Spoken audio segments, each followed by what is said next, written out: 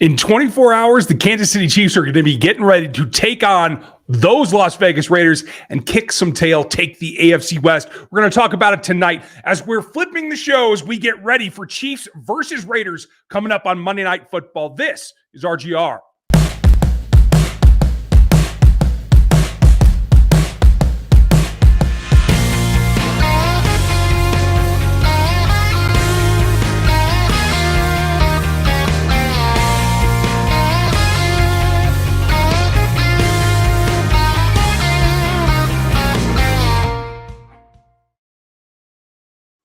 Welcome, everybody. It is Sunday night, and I know it's a weird week, so we're going to do Q&A tonight rather than tomorrow night, because tomorrow night's going to be the breakdown post-game as we get Chiefs versus Raiders. I'm pretty excited about it. I get a lot of static from my friends in Vegas, and honestly, those in California that are pretty close to Vegas as well, every time these two teams play. So there is a rivalry across the board. We're going to address it and some of the ins and outs of it tonight as we get ready. Thanks for making us, somebody that you want to check out on a weekend that's a little bit strange. I appreciate it. Dan's going to be back tomorrow. He's getting ready for what his week's going to look like as we get ready for this Chiefs game. And Steven is on fire already. Let's go Chiefs Kingdom. A lot to Chiefs Kingdom. And I want to say, if you want to support the channel, grab yourself one of these. This is the Rogue Nation hoodie. You can get that on our store. This is the one that I wear all the time. This is the one that gets the most comments around Denver because I wear it kind of passionately when I'm walking around with my wife, who obviously we know lives in Denver. We do all that kind of thing, but you gotta hold your stake there, right? That's how the way that it works. I'm excited because this is a chance to not just get another win in the column. This is a chance to really make a statement. And the whole AFC West has been coming gunning for the Chiefs this particular offseason, right? They all thought they had a leg up. They all thought they were going to get down, get dirty, and try to take this AFC West crown, right? So now you've beaten the Chargers. You got to make sure that you slap everybody else around as well. A lot going on. I want to say hi to everybody. A lot of regulars in here. Gary, how are you?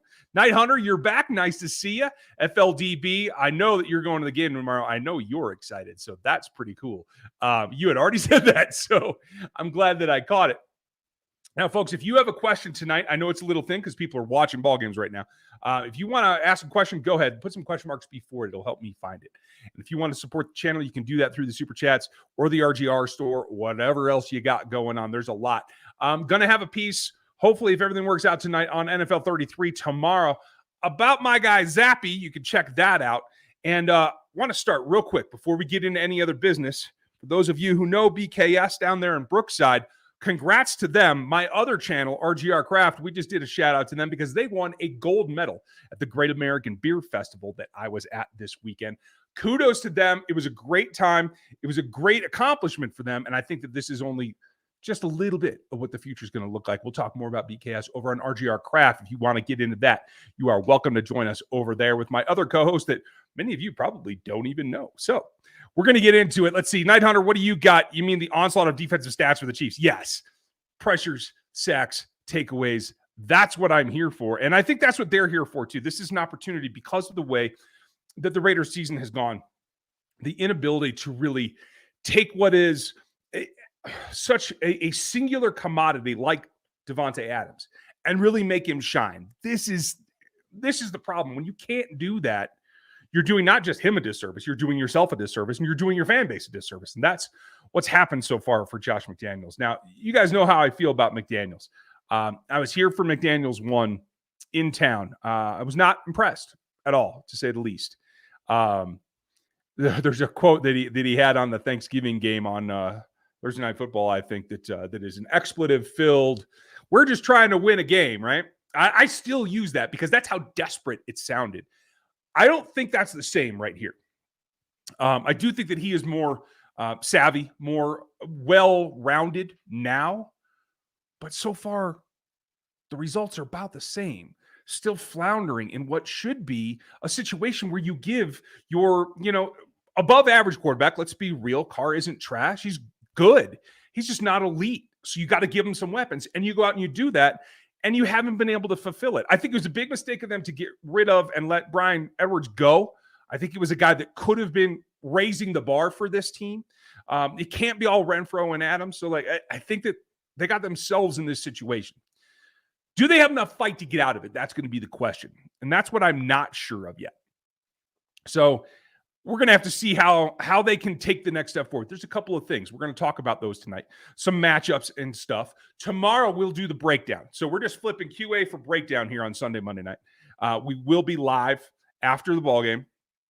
We're going to work out the scenario, whether it's going to be immediately live or like that half-hour delay kind of thing, so we can get the pressers out of the way, because we learned so much at the pressers post-game. So let's hope that there's no injuries or anything like that, but we'll have all the information for you. And that's really what we got to get down to. What's up, Dre? Hope you're doing well. Yeah, I saw your other comments. Still haven't seen you at Don's. Yeah, man, when I'm watching games all day long to do the potting and all that stuff, it has to be a situation where I can make it and still be able to do my job post-game. So that's going to be the tough part. If I can get Chris to kind of cover me on one, I'll bet you Dan will take over the post-game for us here, and maybe I can get down there, because I would like to see everybody. If you're a Colorado Chiefs fan especially, let us know, because there are a bunch of us out here, and I would like to get together. What's up, Nick? Hope you're doing well. Do you like a chance tomorrow? A chance of what? A chance of an onslaught? A chance of a triple-digit score for the Chiefs? I don't know if that's it, but I like the chances. I like it a lot, to tell you the truth. Okay, stacking some of your questions here. Thank you guys for asking them. We'll get rolling here in a minute as we get some of those ready. Let's see. Dre, good to see you. Glad everybody else is saying hello as well. Ross, thank you. Who is more likely wide receiver to return next year, Juju or MVS? I think they want it to be Juju. Now, he missed practice yesterday, or day before. And so now there's a little concern that, the bumps and the bruises are going to kind of deter his performance. We'll see. But I still think it's make him earn it as he goes. That was kind of why the contract was set up for. And I think he'll do that. I think it's more likely that he does that right now. MVS, I don't know the dotted line of when he's cuttable in terms of like what your penalty is on the cap. But that will certainly play a role. I could also see just the fact that, they're trying to grow the wide receiver core. McColl will, if he doesn't turn around, he could be a free agent next season. That's certainly within the grasp. And so then it's those guys and Sky. So there is a possibility, if they don't get anything else done, that they might keep both of them because they don't have a better option. So you got to hope that it continues to come together, and that's what they have to have, because that's the only way forward in order to continue to produce. Patrick's always going to be Patrick, but you got to make sure that you're producing alongside him, because while he's not as dependent on wide receivers, and I think this whole season has proven that, for those that were like, oh, Patrick's going away, all of a sudden last week, you started hearing the national voices be like, okay, I was wrong. Patrick doesn't need anybody. He can be him wherever he is. That's true. And that's what we've been telling you all along. It's a changing of how he attacks, not that he can attack and not that he can get things done, because he certainly can. It doesn't change anything for him.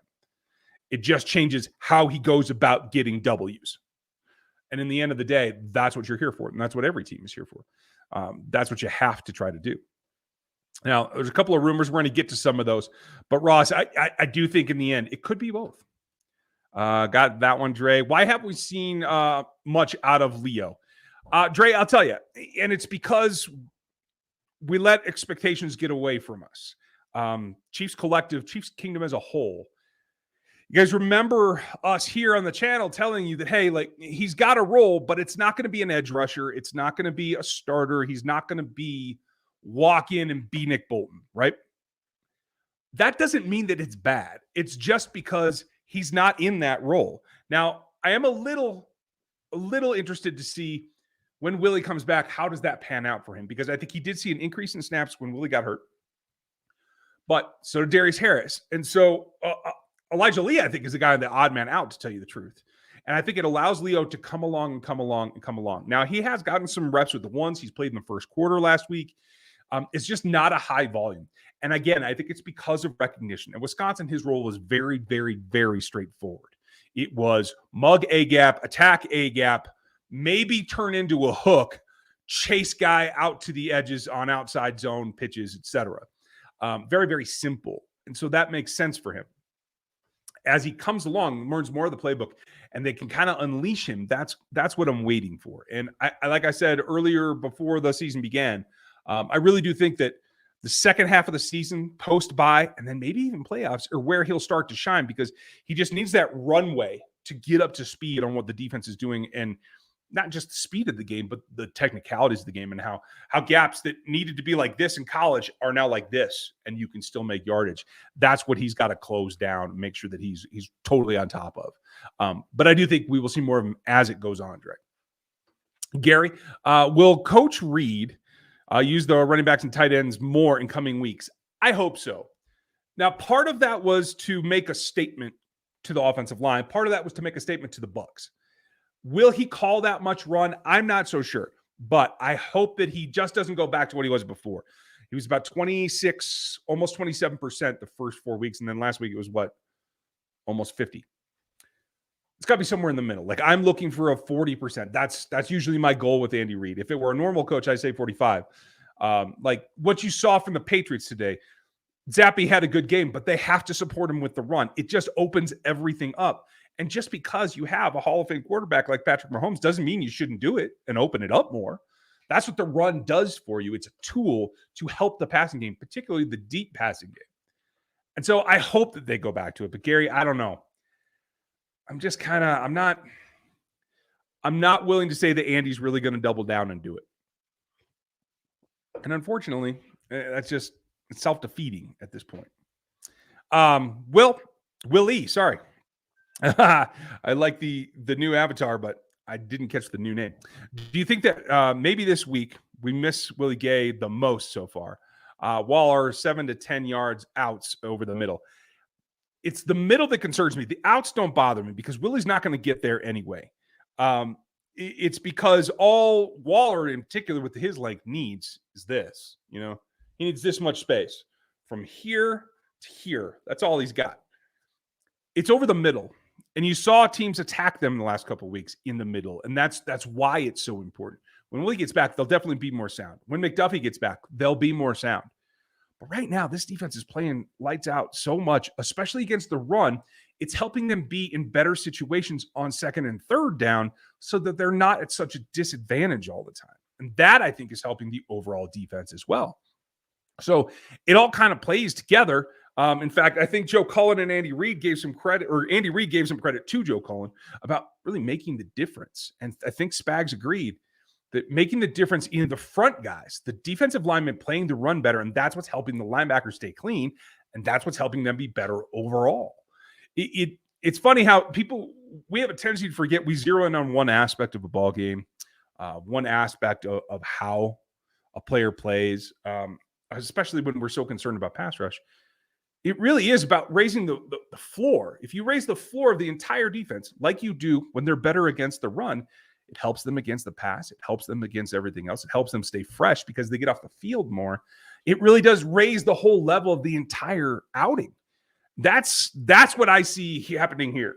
And if they can sustain it, especially now when they're down 2 starters, if they can sustain this now, as long as they're going to have more injuries as the season go on. It's going to be up and down and back and forth. But if they can maintain a general level of starter availability, they're going to be in good shape. There's no way around it. Let's see. I see a couple other questions. Let me get those lined up. And then we will get on to that. Thank you, Willie. Appreciate you. And you too as well, Gary. Dre, does Andy Reid not trust Justin Watson enough yet? I don't think it's Reid. I think it's Patrick more than Reid. I do think that they are still bringing Watson along in the offense. And so I do think there is kind of a subset of plays that he's in on. He actually said very specifically that skinny post that he scored on early in the season, that was specifically drawn up for him because he runs that route so well. Because his length, especially, he's not like the most explosive guy off the ball, but his long speed makes up for that. So when he's able to stride on those longer ones that give you, it's not just running fades. It's got to be something angular as well. So we can get the DB on his back and stack him up there. That's where Justin Watson excels. And so it really comes down to both game planning and how much attention they're giving those. Because whether you're in too high man or you're in too high or quarters where everybody has a quarter, that's all taking away those routes, even the skinny posts, because those are running down the hashes. The key is when you get, well, it looks like a too high set that then becomes half whole, so that you get quarter on this side, and you get a hole here. So this DB has half of the field. These guys have a quarter of the field. In this gap is where you have to attack that if you want to get that done. And that's exactly what Watson does so well. So it's about how the alignment goes to over the top, because teams still want to keep everything in front of them. And this goes back to what I said earlier in the season. Playing the two high shells, playing the cover fours and the cover sixes, it isn't necessarily about Tyreek. Yes, he was the instrument that exploited that, but it's about stopping Mahomes from having somewhere to go with it. And so that is still the fact today. And so when you get them out of that by running the ball, by hitting the underneath passes, by hitting the screens, that's when you get those opportunities. And I think that is still a work in progress, or how often they're able to go to Watson on those kind of things. Now, he too, like Chenal, I think will get a bigger chunk of the offense as the season goes along. So there'll be more opportunities for him there. And I think he'll have a better chance of making that impact as we get closer to the last quarter of the season, is where I expect him to really kind of start to stand out, because everyone by then will have identified Kelsey's doing this, Juju's doing this, MVS is going to go here. Who are the X factors? It's Watson, it's Jody, it's Sky, and it's the running backs. That's where we're going to get to. Casey Rich, appreciate you. With Buffalo looming next week and the Raiders desperate for a win, is there a chance for a letdown? I don't think so. Everyone that I talked to around the organization and around the Chiefs beat reporter pool said the same thing. That Andy challenged those offensive linemen after Indianapolis, not just to play better, but to play like they are the team that they are. I think that has carryover. I don't think that's something that they get over and they forget real quick. I think they understand that they let Indy get a win on them. They shouldn't have, because they didn't play physical, because they didn't play dominant, and they didn't come to destroy a team like you have to do. You'll notice a lot of my thumbnails lately are more and more about the imperatives. Got to dominate. That's why this thumbnail tonight looks like this, because they have to dominate. It's not good enough just to win. You have to dominate this team and take out the heart of your opponents, particularly in your division. And so that's why I don't think it's going to be a letdown. I think, if anything, it's going to be a butt kicking, because I think there's a lot of subliminal stuff underneath. You know, the bus ride is still in the minds of some guys. There's a lot of proving yourself in the division for the young guys. So there's a good balance there. And I think more and more is going to be coming. So there is a chance, there always is, especially with how good Josh Allen looked today. But I don't think it's happening. I think they're aware, and I think they're on it. Quentin, let me just stack a couple questions first, and then I will get into it. Hey, what's up, Cole? Everybody say hi to Cole. I know you guys know Cole, as you all do. What's up, buddy? Watching the Cowboys and Rams. Rams about to be 2-3. Yeah, it's kind of funny, isn't it? Let's see here. Okay, got another question there. You guys remember, either hit me with the super chat or hit me with the question marks at the beginning. Make sure that I can find those, because yeah, that's tough. And please, as Daryl said, if you would give the thumbs up, that always helps us. We want more thumbs up. And I know this is like the calm before the storm, because tomorrow's coming and it's going to be a lot of fun. So let's get it out there so folks see it. That is our goal right now. So let's get back to Quentin's question. And thank you for the support, Quentin. Should we explain the same idiotic defense that rolled out against us last year, that they let Mahomes throw for like 200 yards? Should we? No reason to explain that. I also think that there's a new staff, so I don't know that Vegas is going to do the same thing. If they do, well, they get what they deserve. I will say this. I think they're feeling the heat in Vegas. I think McDaniels is feeling the heat. And like I said earlier, when we started this show, he's not the same inexperienced coach that thinks he can be the next Belichick that he was. But what he is, although it's better on the offensive side, doesn't seem to be getting that out of this crew. So I think there's some desperation, which sometimes plays into the desperate team's favor, right? In getting them riled up, getting them ready to play. But desperation is usually because you keep getting your tail wrong all year. And that's kind of what's been going on. So, like, they're a cornered animal. We got to be careful. And if they do decide to play that same defense, then Patrick just has to stay disciplined, not take the chances. Like we saw him do the last couple of weeks, where he's playing the quick game, he's getting the ball out, he's pulling them out of those two highs, where he gets more mixed coverage. Mixed coverage, the underneath stuff pulls that mixed coverage out. So he has a couple of shots to take. And that's what he's looking for. At the end of the day, Patrick just wants to hit home runs. He doesn't want to take the dump offs if he doesn't have to. But I think he's starting to figure out that in order to get those opportunities, to get the looks that he and Andy want, he's got to do the work of running the ball, of throwing it short, of hitting the screens, hitting the low crossers, and making them come out. At the end of the day, he's the guy with the controller playing Madden, where he puts the ball, the other team, especially the defense, has to react to.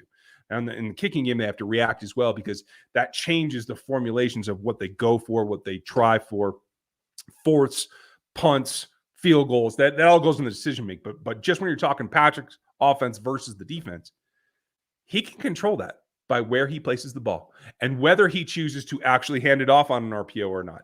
Or if Andy, which please, Andy, please do it, if he calls more straight run that is classic play action, that's what makes defenses adapt, especially when they're prepared for everything over the top. So it really is the control of Mahomes and Reed. They just got to do it. They just got to stay dedicated. Thanks for the support, Quentin. Appreciate it. Do you want OBJ, or do you think the Chiefs want him? I think they'd love to have him. There are few talents that you can say are that good.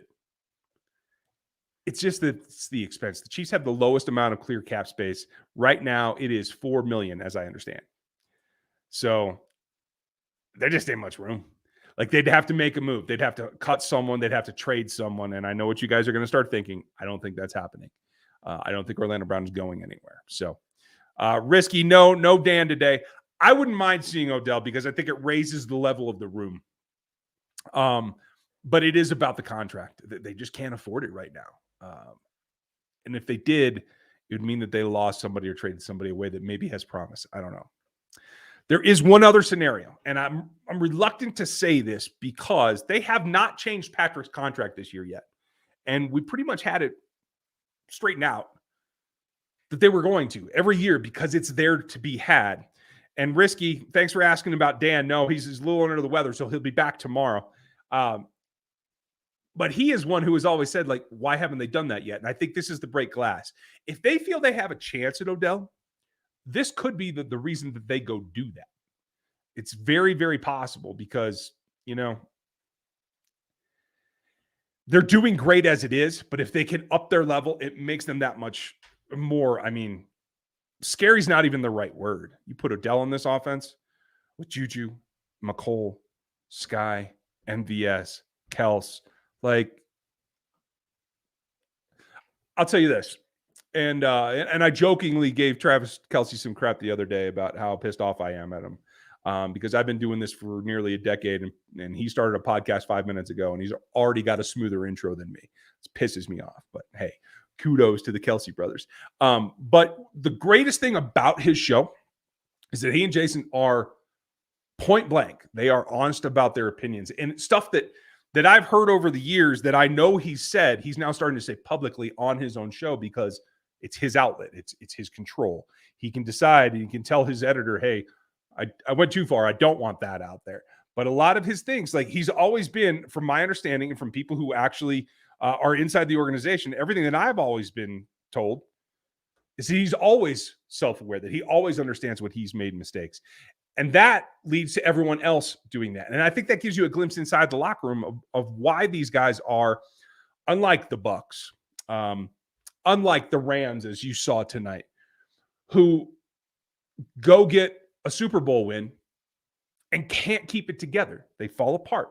It's because they're not honest with themselves, and guys start to get selfish. And that comes from the leadership. And I think that all goes back to Patrick in keeping everybody together, wanting to be like the next dynasty. I think that's what it's about. If you were to do this and you agree with Dre, I don't think OBJ's in it for long. But if you were to break the glass on Patrick's contract, rework it, you can get about $23 million back. That should be plenty. But it does cost down the road. In my opinion, if you did that now, it does make his extension a year sooner. And I don't know if the Chiefs want to do that. But at the end of the day, it's about Odell. If Odell's like, if he's truly ring hung, which is what I think Jay Glazer said this morning, there are a few places that look better right now. Maybe Philly. I don't think that's true, but maybe. Like, he's going to come back around. And if he's truly out here to get a ring, he'll make that happen in a way so that he can say that he is a Super Bowl champion, because I think that's the thing that's missing from his career so far. And that's really what it comes down to. I'm trying to clear out all the OBJ because I know there was a bunch of them.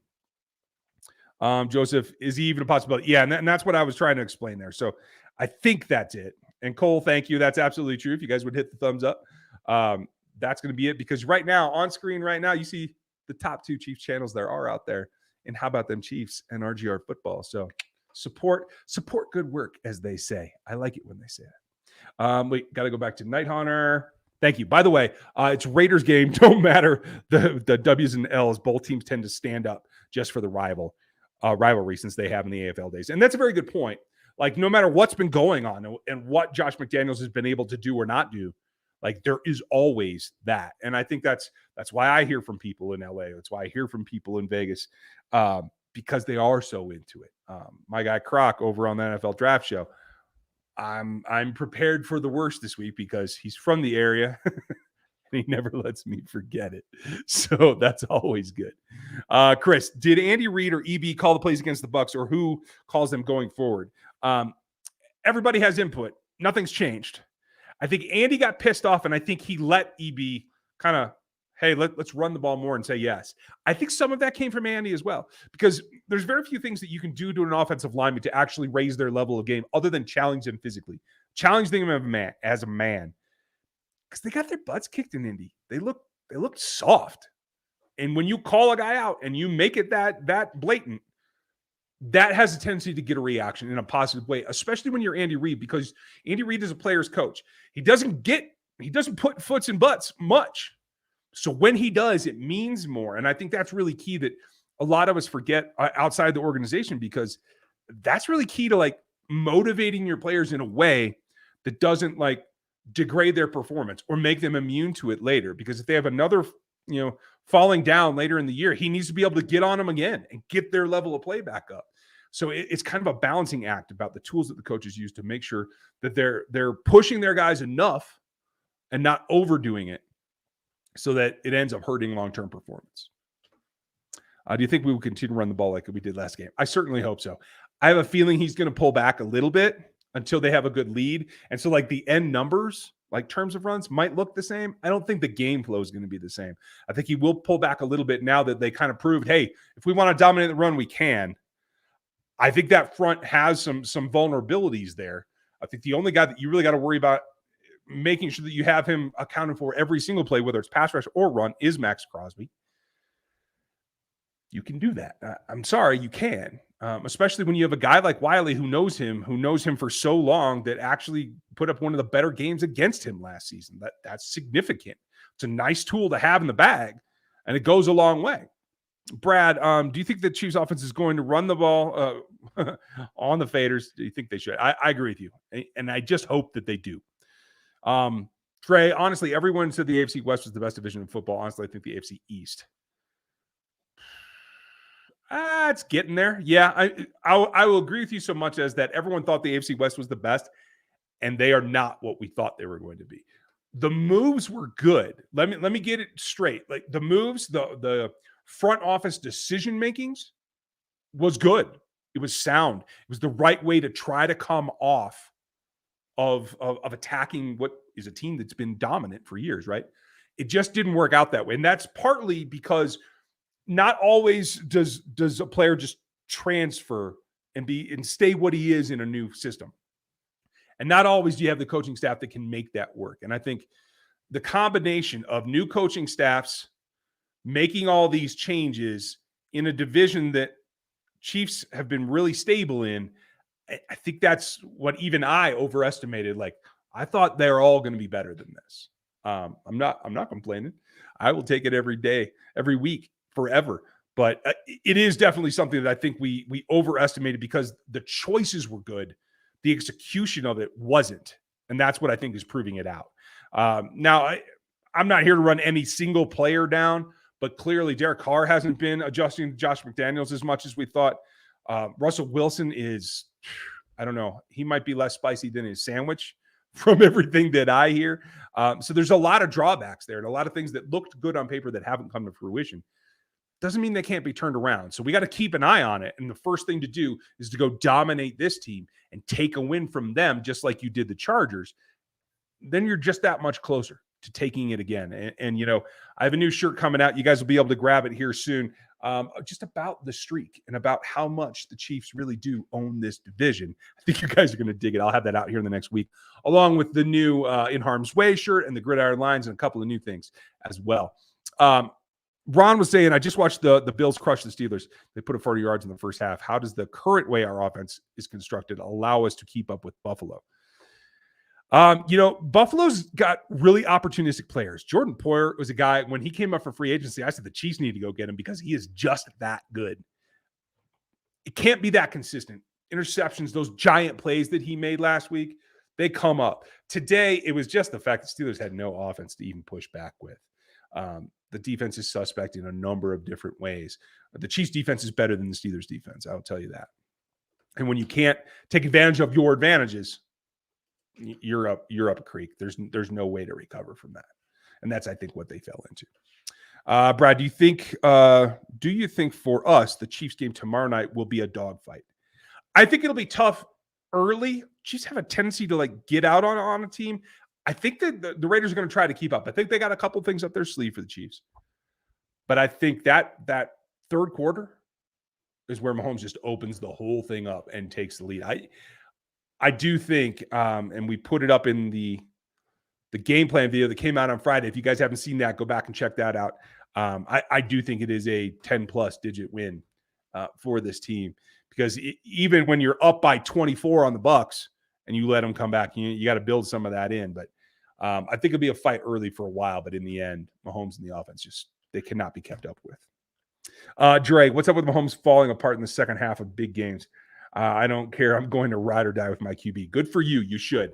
And it's not consistent. I think the Bengals had their number last year, and I'm not sure why. I still don't know. I've gone over all that film multiple times and with multiple guys smarter than me.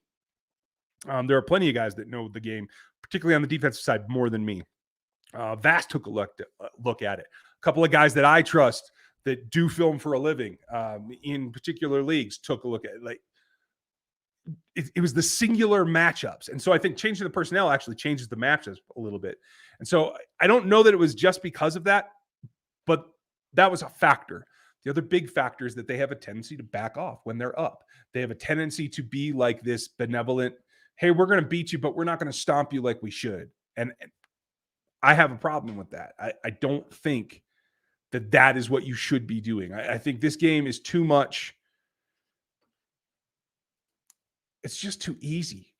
It's too much talent in too many scenarios that can come back and bite you. And so unlike what we saw from Ohio State 2 weeks ago, was it, I think, where they're running fake punts when they're up 39 points, that's just rub it in. That's just smoking a team because you're better than them and you're cocky about it. For the Chiefs, for a professional league, you have to do that to the point that you get to a 30-point lead. And then you can slow it down and not have to keep pushing. Because what you forget is that every team, no matter how bad they are, has the talent that they can make a turnaround. You can get 14 points in a couple of minutes, no matter who you are. If the chips fall where they need to, you can get that done. Some of it is luck and some of it is work and some of it is just having the talent in place. And that's what I think a lot of people forget about. JT, Justin Watson is a career practice squad player. We shouldn't expect much from him anyway. That's fair. But I will say this. The Chiefs offense has a way of elevating players. If Demarcus Robinson had been with another team, he would be exactly the same thing. I see Justin Watson as more of a home run threat in the same vein as Robinson. That he's not a whole lot more than a practice squad player. But what he does well enough for Patrick to really zero in on it and make it hurt the other team. That's not to run down practice players either. I think that shows you just how special Mahomes and Reed are, is that they can take one attribute and really amplify it, that it makes game-changing plays, even though that talent level isn't really there. So that's the hard part. Everybody say hi to Stevie. Stevie's in the chat. He is one of our regulars and one of our contributors and runs the Discord along with FLDB and Gooch and Aaron. You guys want to check that out, just jump in the memberships. And we do have something coming FLDB, I did get away from it again. I've just been too busy. We will figure that out, and we'll get that opened up for folks too, because we want the community to grow. It's going to be a fun season. I think right now we're feeling good, but we're not like super excited. But that's coming, and I think we should take advantage of that and welcome other people's in. So that's where I'm at. JT, thank you for that further comment before. WW, does Mahomes' ability and want to throw the deep ball hinder the progress of the new receivers? Not necessarily. Not for MVS and Juju, particularly, because they are, ragged veterans. They don't have to progress. The only thing they have to do is get in tune with Patrick in order to make the most of what they're doing. So in terms of like Watson, Sky Moore, Ross when he comes back, sometimes that does. It is the discipline that I think will help Patrick get through and build those guys up. So I'm glad that you brought that up, W, because that is another piece that is like, hey, that's the other thing that dumbing it down, taking what's there, attacking in the way that they're letting you is going to increase what you have in 2 seasons and increase the viability of your weapons in a couple of seasons. So Patrick's got to remember that for his own good as well as the good of the team. You know what I mean? So at the end of the day, it is what it is. It will be pieces, bits here. It's up to those receivers to grab what they can and go forward. So, Benjamin, are we going? We are going rogue, buddy. That's what we're doing right here. We are going now for Q&A. We're going to go live with breakdown post game tomorrow night, like we usually do. We're just flipping it because the game's on Monday night. Should I pick up Taysom Hill in fantasy football? That's an interesting question. I saw that ESPN moved him to like tight end / quarterback. Like if he can play both positions in your league, I don't know, might be worth it. I didn't see his stat line from today. That's one of the games I didn't get to actually watch. Micah Parsons I would take too because he's on the TV right over this shoulder. So I would think about that. But Taysom Hill, yeah, ooh. That is a guy. Jeremy, top 2 channels. Then so then when's the RGR HBTC crossover? We are going to try to figure that out. We had a shot at it a couple of weeks ago. Didn't quite get that done. We just got to find the time to set it up and that kind of thing. But Cole and I are both into it, and we'll get her done for you guys. I promise.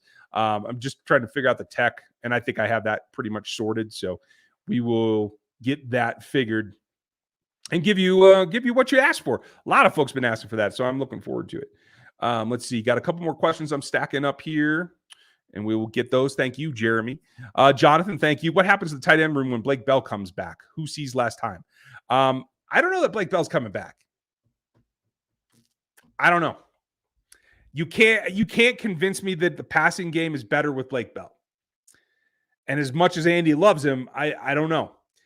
If anybody sees less time, it should be Noah. But it feels like the way they've been using guys, it would be Jody, which makes no sense to me whatsoever. So I don't know. I'm really interested to see. And this is not a hang up on Blake Bell. But when Noah Gray has taken over the sneak thing, that was Blake Bell's feather in his cap. Like, that's what he was here for. He can block a little bit, but that was break glass. You got Blake to do that. I know people think that I have something against Blake Bell. I don't. It's just he's super atypical and doesn't bring enough to the passing game. I'm all for a blocking tight end. Ask Jason Dunn. But not at the expense in this league right now when you have to be able to catch passes. VJ, what's your take on Chris Conley coming back? I love it. What we've seen with a couple of shots to Jody, a little bit more to MVS, like Patrick now throws balls up where he trusts his receivers to go get it. If he can get that back, I mean, Chris could work his way onto the roster again. Who knows? Chris is not as explosive as he was. Age gets us all, and it certainly has slowed him down a little bit. But I'm glad that he's back. I think he's a quality human, and I think the fact that they would bring him back after some time, some significant time, I think that tells you that he's a guy that understands the program and the vibe that they're going for. So I actually like to see it. I think he's also a guy that can help, particularly McCole, mature and be a guy that can be more reliable. Because you got to remember when McCole was drafted, Chris was kind of the leader, the older guy in that position group. And I think even though performance doesn't necessarily follow through, and performance is the end-all be-all in this league, having that kind of relationship previously, I think can help still have that kind of like big brother aspect to it. I hope that's what it does. King Jamie, I love Chris Conley. He came here, worked his butt off. You're absolutely right. He left and did pretty well. Yeah, exactly. Certainly a team fit. If pressed into action, he understands what he's doing. He's got to dust off the playbook and stuff. That's not a big deal. Excuse me.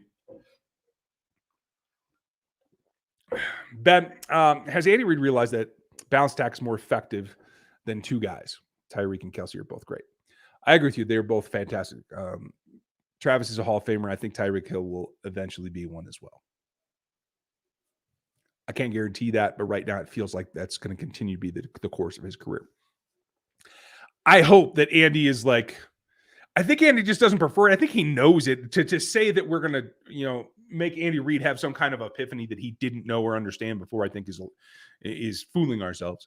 But I hope that he remembers it. And I hope that he's more comfortable with having to do that work and having to be slower. I think it's a tempo thing. I think he wants to score and he wants to go and he wants to relax. I don't think that he doesn't know it or that he's not willing to. I think he just wants the explosiveness to be up front in the offense, no matter what, every time, every play. Jonathan, let's assume OBJ doesn't re-sign. Frank Clark is gone, and they let McColl walk. What is the 2023 draft priority? Do you have names? This is what you're not going to like. Of the offensive tackles that I've watched, I have come away less happy with every single one of them, including Skoronski, who was the number one tackle coming in off-season footage.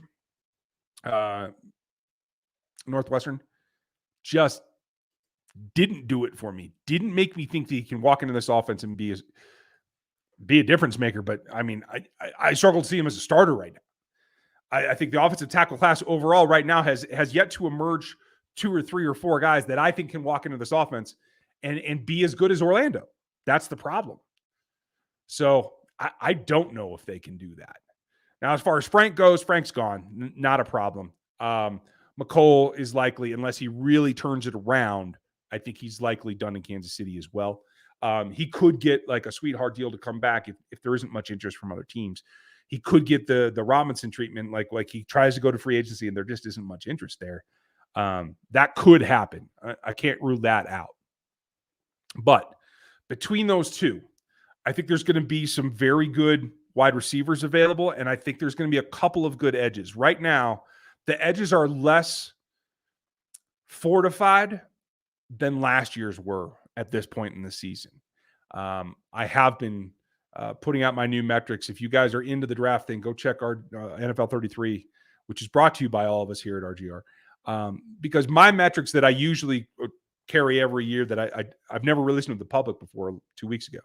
And now they're out there. And even the elite guys like Ojulari, like Will Anderson, they're much more inconsistent. There's much more, there's holes in everybody's game, unlike Aiden Hutchinson, who was smooth across the middle, who always had good scores in everything that I track. And so that really kind of gives it away, like the quality of the overall class. Now, Will Anderson's taken a step back, and he's an elite rusher when he's on, but he has not been on this season. I have not seen Will Anderson from last year at all this season.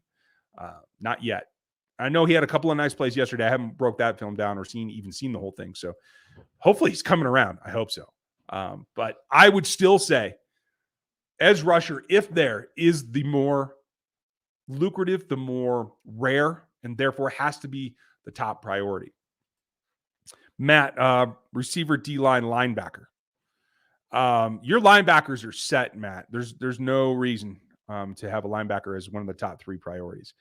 Because Willie, Nick, and Chenal will be your 3 for the next few years. Now, when Willie's contract is up, if he doesn't turn around and get to play more games, then we might be talking again. But right now, I don't think so. And when you say D-line, I assume you mean edge as well, because they'll need an interior guy, but they need edge as well. They need that bookmark for George. And if they do that, and they have GK on one side and somebody that's good on the other side that's young like that, I think they're in good shape going forward. Most obvious need for the next 4 drafts through 4 games. It is tackle. It is offensive tackle for me, followed by edge. Again, it's a matter of, can you upgrade what you have? I think this might be a thing where they either choose to re-franchise Orlando or they choose to let him walk and get another free agent tackle that is proven commodity. That's what it feels like to me right now in where we are in the college season. Still a lot of time to go. A lot of things could turn around, but that's kind of where I'm at. Jonathan, appreciate all your time and the answers you give to our dumb questions. No dumb questions, buddy. None at all. I just appreciate you guys being here and asking them. I'll say before I go is that I want Brant Kuth next year in the draft. All right, that's a name that I don't even have on my watch list, buddy. So I'm going to have to go screen cap that and go watch it. I'm doing that right now, just so you know. Oh, I got to hit the right thing, though, because that's how it gets. Well, and evidently this keyboard doesn't want to do it, but I'm doing it right now, Jonathan. Cheers. I love it when you guys give me names that I haven't come across yet. My research is definitely periodic this time of year, and then it steps up towards the playoffs. When Chiefs have a bye week, I love it because I get a lot done on the draft. Justin, do you think that we should play Klee a little less now and save him for Kelsey a little less now and save him for later in the season? I'm good with that. Like, I think Noah and definitely Jody, their snaps need to come up, in my opinion, and let Kels just kind of take it easy. Now, Bills game might be a different deal. Like keep him against your big competition, but when you have a chance, rest him a little bit is what I would do. Great point, Justin. Adam, it's funny Beasley retired right after the Chiefs game. Yeah. Beasley's an interesting one. He's really great. Julia, thank you. If you would hit the thumbs up for everybody, if you like the show and the mustache drawn on the face, I like that. Yeah. Andy's pretty good at commercials, huh? I did not expect that. I was very, very surprised by that. Dre, do you think that EB has a future here in KC beyond his current contract? I don't. I really, really don't. Colorado doesn't have a coach right now. I think the second time around, they're going to make him an offer he can't refuse because I don't think he's going to get a shot at head coach as it stands right now, unless something drastically changes. There are different ways that you have to interview for head coaching jobs.